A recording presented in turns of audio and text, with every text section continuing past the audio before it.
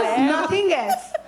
અને એટલે મારું રિફ્લેક્સ સીધું એવું આવ્યું કે હું કૂદી ગઈ. ચાલુ એક્ટિવા પર હું કૂદી ગઈ અને પેલી આ ભગવાઈ ગઈ કે આ જતી રહી. અને એટલામાં મારું ડીઓ એક વ્હીકલ હતું, એ હતું મારી પાસે. યસ. અને આ હાથીના જે ગ્રે સ્લેબ, એ 2 પગ હતા, એવું બધું મને દેખાયું જ નહોતું. મને તો ખાલી ગ્રે સ્લેબ જ દેખાયો હતો. એની વચ્ચે મારું ડીઓ જતું રહ્યું અને પડી. અને હું આમ પડી જોઉં છું. જ્યાં હું કૂદીને ઊભી પડી હતી, પણ થોડીક દૂર કૂદી ગઈ હતી. I was like I had a leverage of landing properly.